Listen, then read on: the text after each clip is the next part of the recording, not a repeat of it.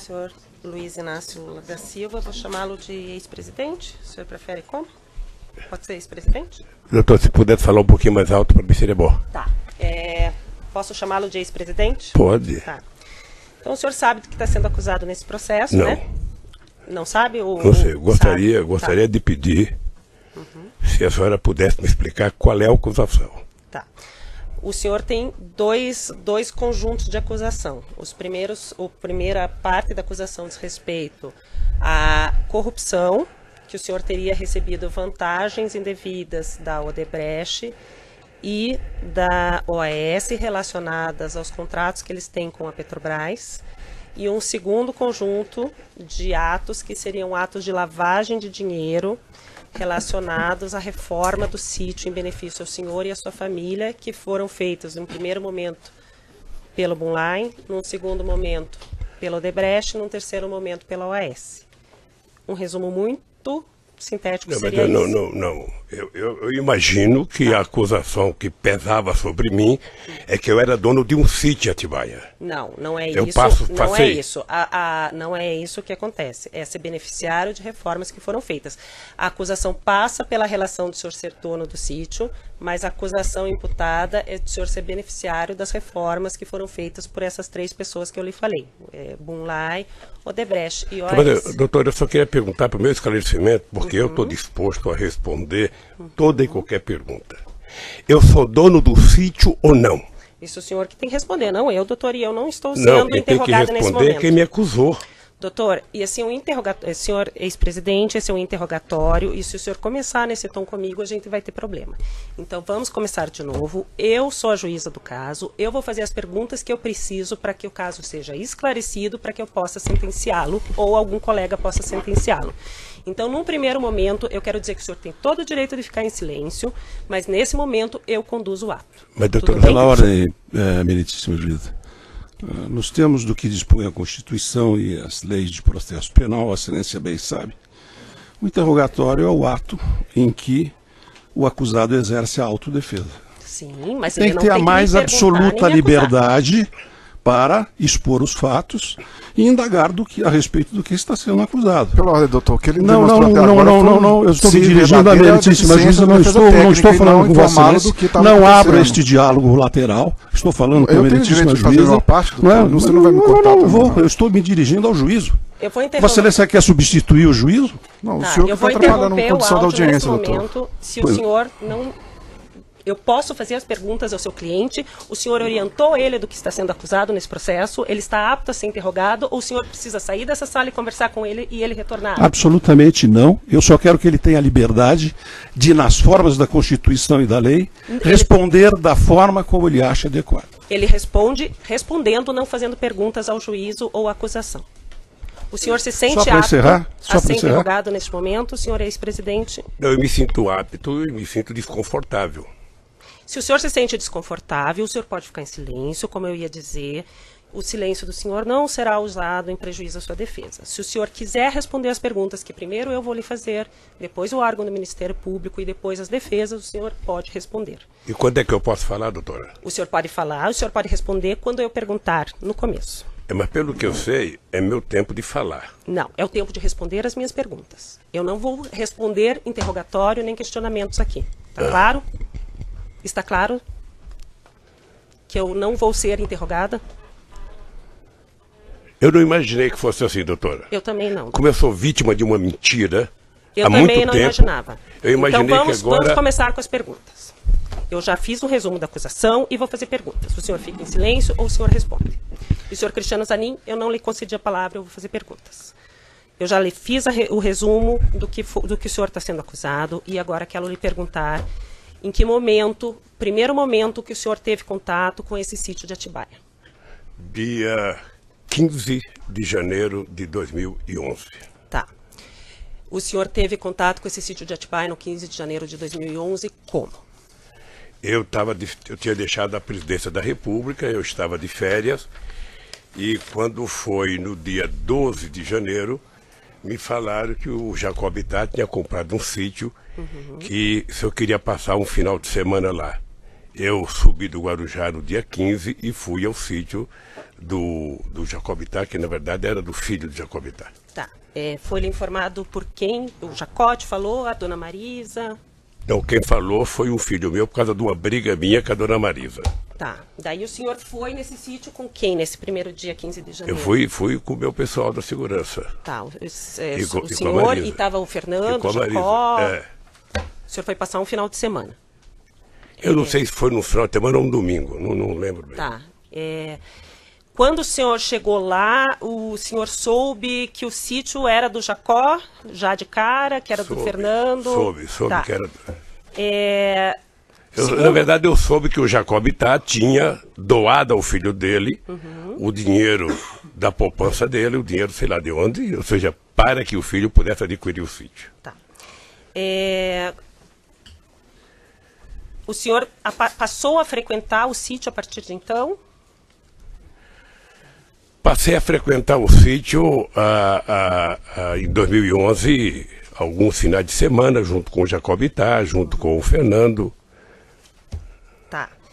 Chegou um momento que o senhor chegou a ficar hospedado lá, porque quando houve a busca e apreensão foram encontrados vários objetos pessoais do senhor e da dona... Eu ficava hospedado de final de semana lá. Então, o senhor ia final de semana, mas com mais frequência a partir de um certo momento ou desde 2011? Eu não lembro. Eu acho que 2011 até 27 de outubro eu ia sempre com o Jacobitá, porque nós fazíamos lá, jogávamos buraco, jogávamos mexe-mexe, e o Jacó tinha na nossa companhia, sabe, naquele instante eu acho que era uma relação quase que de irmã. Porque eu conheci o Jacó desde 1975, nós fundamos o PT junto, fomos dirigente sindical junto, fundamos a CUT junto, fizemos as greves junto, fomos candidatos juntos, sabe? O Jacobitá, depois de um certo tempo, passou a ter em mim, sabe, quase que a única pessoa em que ele passava final de semana. É que a partir de um certo momento, pelo que consta dos autos e pelo que foi encontrado na busca e apreensão realizada no sítio, a família Bittar deixou de frequentar com tanta frequência, o senhor e a sua família começaram a frequentar mais. Isso chegou a acontecer? Veja, a família Bittar, o Fernando Bittar, em função de ter um filho de 12 anos que preferia ir para o shopping do que para o sítio, não ia, mas o Jacó ia constantemente para o sítio. E o problema do Jacó é que ele estava com mal de Parkinson e estava cada vez mais ficando com problema. Mas ele foi muito tempo. Frequentava junto com o senhor e quem deixou de frequentar um pouco mais fui eu por causa do câncer. Depois do dia 27 de outubro, eu tive 2011, 2012, o tempo inteiro, menos possibilidade de ir, e às vezes ia e voltava no mesmo dia por causa da doença. Tá. E o Fernando falou até que o senhor ia na época do tratamento e ficava hospedado de vez em quando, né? Eu ia, mas não ia para dormir porque eu tinha problema de... Tá. De debilidade. Tá. E aí, depois de um tempo, quando foi feita a busca e apreensão, então o senhor disse que o Jacó ainda frequentava, o Fernando menos por causa do filho adolescente, mas o senhor que ocupava o quarto principal. Quando me dava, eu ocupava. Mas tinha os objetos pessoais estavam lá. E isso era uma deferência que eu recebia tanto lá na chácara, quanto eu recebia no Palácio da Rainha da Inglaterra, no Palácio da Rainha da Suécia, em vários lugares que eu frequentei, inclusive no Kremlin, sabe? Eu tive o prazer de ser convidado a dormir no Kremlin. Eu não sei o que o Ministério Público viu de absurdo isso. Quando foi narrado aqui por várias testemunhas e por alguns réus, o senhor Fernando Bittar comprou o sítio, foi feito a escritura, ele e o Jonas Suassuna. O senhor sabia que foi feito uma escritura, eles negociaram, uma parte do terreno ficaria com o Jonas, outra parte com o senhor Fernando Bittar? Eu não tinha interesse e nem por que saber disso. Tá. O que eu sabia era que o terreno era um todo e que o Fernando Bittar não podia comprar todo o terreno, ele comprou uma parte e o Jonas Suassuna comprou a outra parte. É isso que eu sabia. Mas o senhor sabia quando? Quando que o senhor ficou sabendo disso? Depois de algum tempo que estava lá. O senhor já estava usando o sítio? Já estava frequentando, quer dizer, o sítio? Já. Tá. O senhor soube que as primeiras reformas foram feitas no sítio uma parte pelo senhor Fernando para usar e outra parte a pedido da dona Marisa? Eu nunca... Veja, eu tenho muita dúvida se a dona Marisa pediu para fazer a reforma. Tenho muita dúvida. Como ela não está aqui para se explicar, eu fico com a minha dúvida. Eu, sinceramente... O senhor Bunlai e o senhor Aurélio, que foram ouvidos essa semana, relataram que eles foram junto com dona Marisa. Agora ficou fácil citar o nome da dona Marisa porque ela morreu. Então agora... É muito fácil então, dizer. O senhor não acredita que o senhor Bunlai eu sinceramente não acredito porque não ao senhor Aurélio, o senhor Bunlai, eu não acredito porque não acredito que a dona Marisa tivesse efetivamente relação para pedir para uma empresa fazer obras. E também porque não era dela. Então o senhor acha que o senhor Bunlai, quando fala que foi fazer visita junto com a dona Marisa e com o senhor Aurélio, e o senhor Aurélio também confirma essa visita antes das reformas, o senhor acha que eles estão mentindo? Eu não estou dizendo que eles estão mentindo, eu estou dizendo que eu não acredito que a dona Marisa fosse pedir. Então por que ela teria ido visitar esse sítio com o Fernando, com o Bunlai e com o senhor sabe? Eu sei porque as pessoas, na verdade, quando compraram o sítio, tomaram uma decisão de que o Lula não poderia saber de nada, que o Lula era contra qualquer ideia, sabe, de comprar qualquer coisa pedindo para ele guardar arquivo, porque eu era contra. No meu mandato presidencial eu era contra. Primeiro discutir instituto, discutir acervo, antes que eu deixasse a presidenta da República no dia 31 de dezembro de 2010. Sabe? Então, os companheiros também não tinham que me dar explicação. Então, mas eles fizeram... O senhor não soube e duvida que a dona Marisa tenha falado com o senhor Bunlai pedindo para reformar alguma coisa no sítio? Eu sinceramente duvido. Eu sinceramente duvido. O senhor soube que as primeiras pessoas que fizeram a obra, o senhor Ignes, as primeiras pessoas que estavam lá foram retiradas a pedido da senhora Marisa, do senhor Fernando, do senhor Aurélio? O que eu sei das reformas, na verdade, foi depois da imprensa. A senhora sabe do contato que dona Marisa tinha com pessoas da Odebrecht, com a direção da Odebrecht, para ter pedido para a Odebrecht assumir essa reforma? É isso que eu estou tentando dizer. A Marisa não tinha, no meu conhecimento, nenhuma relação com a Odebrecht.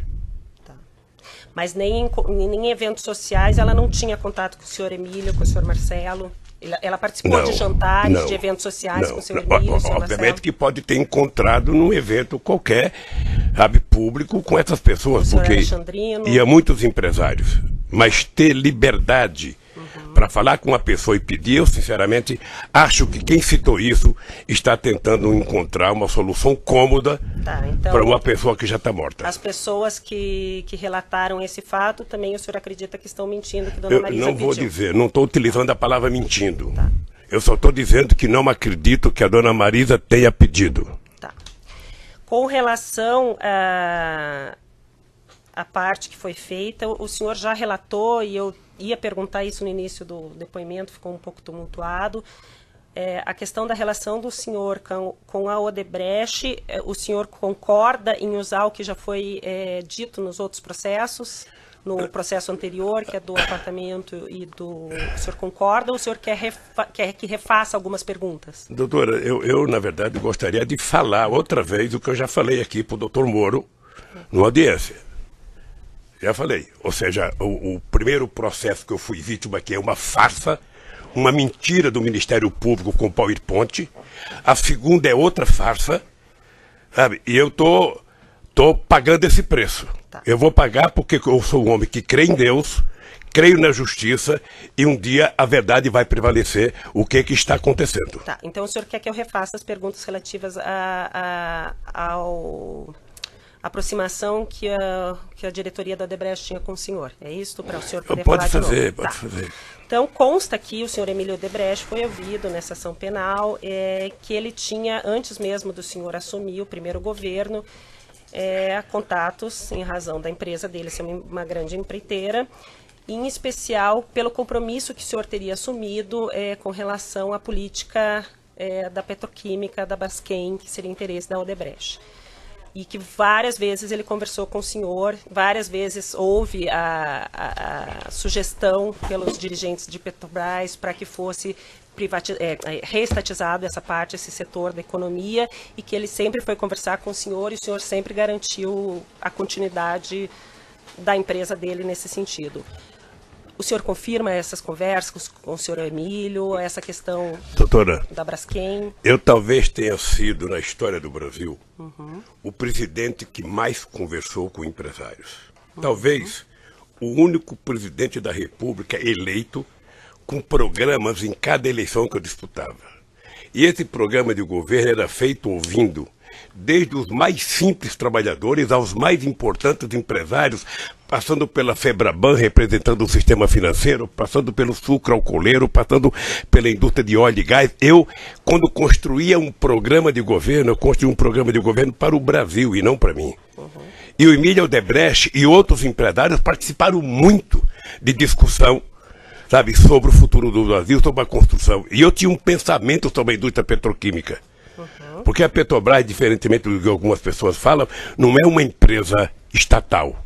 A Petrobras é uma empresa, sabe, pública de economia mista, com ações na Bolsa de Nova York e com acionistas minoritários.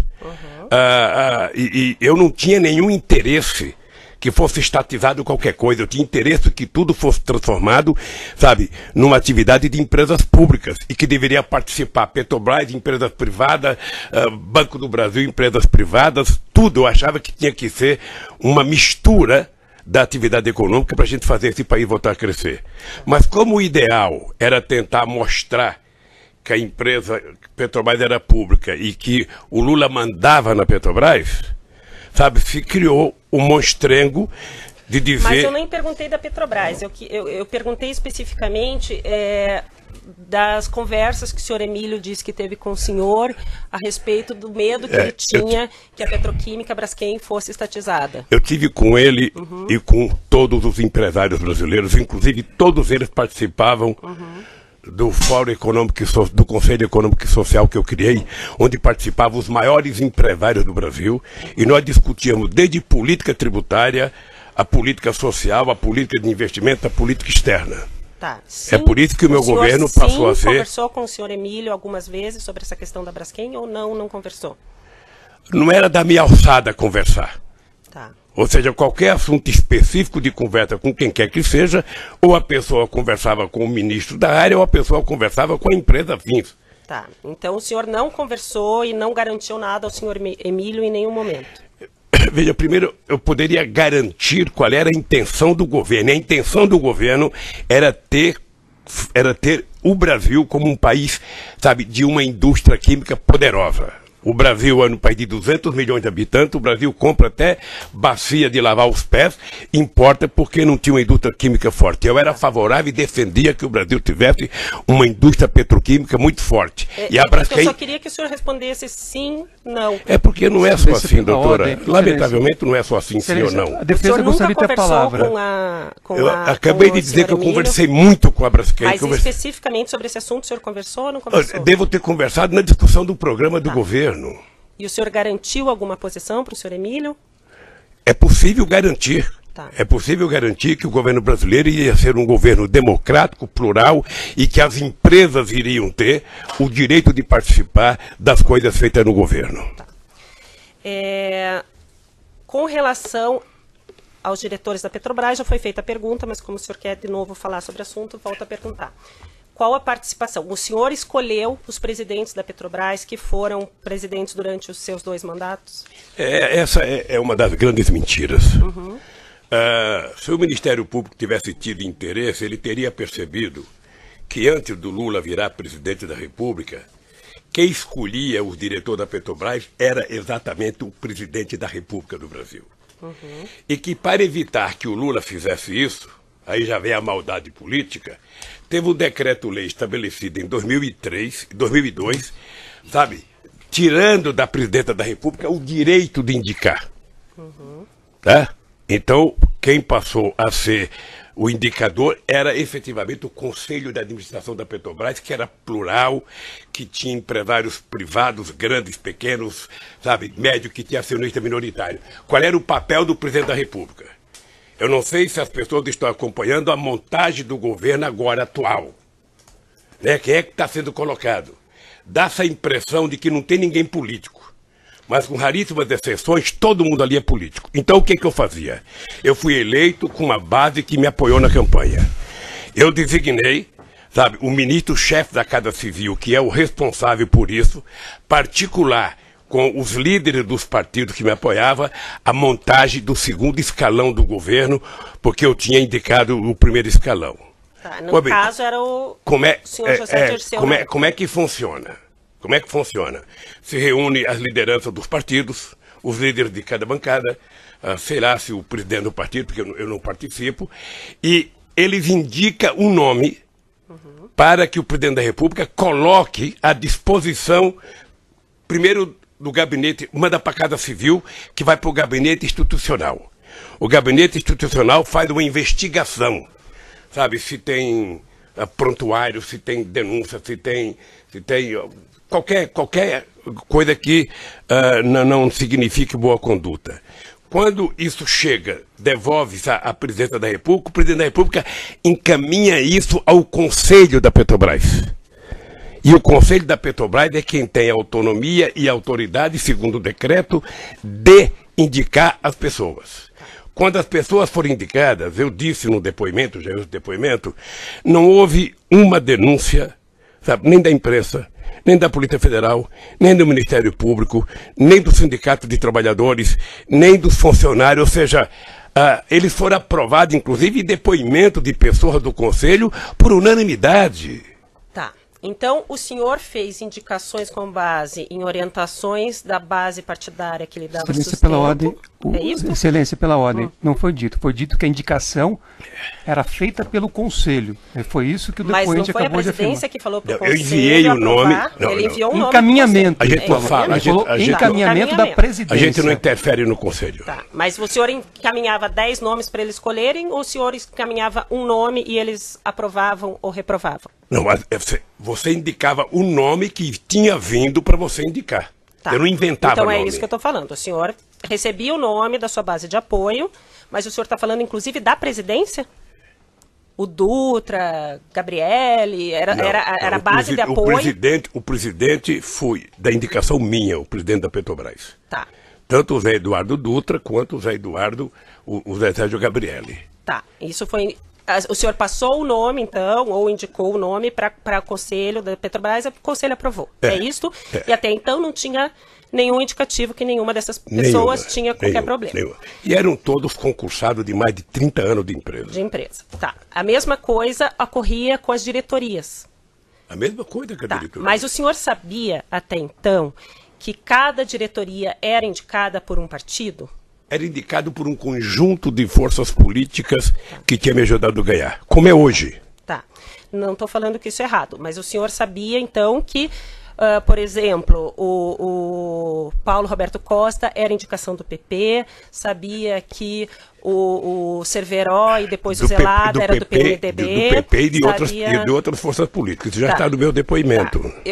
O senhor pediu para falar de novo. É que ele falou forças políticas, Excelência, não um partido. Mas eu estou perguntando do partido, por isso que eu estou perguntando. Ele sabia que tem era várias partido... forças políticas que indicam. Tá, não era PP, PMDB e PP exatamente como ficou... é hoje. Tá. O senhor... Então, com essas forças políticas, lhe indicaram o nome do Paulo Roberto Costa, lhe indicaram o nome do Cerveró, lhe indicaram o nome do... Me deu até... Do Duque. Do Duque. E o senhor encaminhou para o Conselho e eles aprovaram. É isso. Sei mesmo. Houve algum pedido de políticos para o senhor trocar diretores da Petrobras? Não. O senhor nunca recebeu pedido de político dizendo assim, esse diretor está me dando problema, a gente precisa, o nosso partido está tendo problema com esse. O senhor nunca recebeu? Nunca. O senhor foi repassado pelo chefe da Casa Civil na época, ou no segundo momento pela senhora Dilma, alguma informação de que algum diretor estava dando problema com a sua base de apoio? Não. Aquele fato narrado aqui na denúncia de que houve, antes da indicação do Paulo Roberto Costa para a diretoria da Petrobras, uma obstrução na Câmara dos Deputados. O senhor tomou conhecimento, sabe falar alguma coisa a respeito, ou quer repetir alguma coisa a respeito disso? Deixa eu dizer uma coisa, doutora, é que a pessoa que contou esse fato não merece da minha parte, meio centímetro de respeito. Porque se tivesse acontecido um bloqueio de votação na Câmara, o governo tinha um coordenador político, que era ministro, que mantinha relação com a Câmara. Esse coordenador político tinha contato com todos os líderes partidários. Além disso, o governo tinha, naquela ocasião, a presidência da Câmara. Além disso, o presidente tem o líder do governo dentro do Congresso Nacional. É muito sistemático que eu nunca tenha ouvido falar de que houve obstrução para aprovar o nome. Então, o senhor nunca foram para o senhor falando que teve problema e que estavam obstruindo votações na Câmara? Eu, graças a Deus, nunca tive obstrução no Congresso por nenhum projeto. Segundo consta aqui na denúncia, dentre as várias reuniões que constam na sua agenda com o senhor Emílio Odebrecht, há uma reunião no dia 30, no penúltimo dia do governo do senhor, 30 de dezembro de 2010, que o senhor teve uma reunião com o senhor Emílio. O senhor confirma essa reunião? Não teve reunião, doutor. Tá, mas está na sua agenda. Não teve reunião. Fui eu que contei que houve uma conversa. O Emílio pediu para ir ao Palácio para que ele pudesse apresentar o Marcelo à presidenta Dilma. Foi isso. Eu estava na Bahia, regressei da Bahia, que eu estava inaugurando um programa votacional, e o Emílio esteve no Palácio por volta de 5 horas, quase, já era final, já era véspera da posse da Dilma, tinha poucos minutos para qualquer contato político. A conversa foi muito rápida, sabe? Mas não foi uma reunião em que você senta numa mesa e conversa e discuta até um assunto. Dentre os documentos juntados no processo pela defesa entregues ao Ministério Público pela defesa dos executivos da Odebrecht, consta uma pauta que o senhor Marcelo teria passado ao pai de assuntos a serem tratados com o senhor. Isso já foi te perguntado, né? Já foi perguntado para o senhor antes, mas dentre os assuntos estava sítio 15/1, que é a data que o senhor disse que conheceu o sítio, né? Coincidentemente, a data que o senhor disse que conheceu o sítio estava nesse e-mail que o senhor Marcelo mandou para o pai para conversar com o senhor nesse dia 30. O senhor Emílio, ouvido aqui em juízo, diz que mencionou ao senhor, ao final da reunião, que o sítio estaria pronto no dia 15 e que o senhor não esboçou nenhuma reação. O senhor... Porque eu não sabia, doutora. Tá, mas o senhor se recorda do senhor Emílio ter falado? Eu na verdade, não lembro. Eu vi o Emílio no depoimento, vi até pela televisão, o Emílio dizendo, dando um sorrisinho sarcástico, de que, olha, eu até lembrei e falei com o presidente, o sítio está pronto, ele não me respondeu nada, eu pressupõe que ele conhecia. Tá. Ele poderia ter pressuposto que eu não conhecia. Tá. Porque se eu conhecesse, eu ia dar um abraço dele, obrigado, doutor Emílio, que maravilha que o senhor fez. Tá. Então, o senhor não se recorda disso? Eu não me recordo dele ter falado. E também, se tivesse falado, para mim não significava nada, porque eu até então era analfabeto de sítio. Tá. Segundo os dados... Quantos minutos que tá? 28? Ainda dá mais um pouquinho. Segundo os dados do processo, a Odebrecht fez uma reforma no sítio em que teria gasto R$700 mil. Ninguém, naquela época, nem comentou com o senhor a respeito dessa reforma? Não? Não, porque quando eu conheci o sítio, ou seja, o sítio já não tinha reforma, o sítio estava pronto. Tá. Os executivos da Odebrecht, o senhor Alexandrino e outras pessoas falaram que existia na época uma conta junto com o PT de propinas que eram recolhidas nos contratos públicos celebrados da empreiteira com o governo, ou estatais, ou direto. O senhor, em algum momento, teve conhecimento disso enquanto o senhor era presidente ou após a presidência? Na verdade, doutora, essa é a senha que foi criada no PowerPoint. É por isso que hoje eu vejo as pessoas falar, não, porque foi do Caixa Geral, qualquer coisa é um Caixa Geral, qualquer... Quer dizer, é que se construiu uma mentira, eu não sei se do empresário, de quem quer que seja, e passa a tentar jogar nas costas do PT, sabe, a responsabilidade por tudo o que aconteceu nesse país. A única coisa que eu tenho a tranquilidade é dizer que eu não sei quanto custou, quanto gastou, quem fez, por que fez e o que fez. Tá? Eu vou quem pode dizer isso é quem é o dono do sítio. Tá, eu vou interromper o áudio.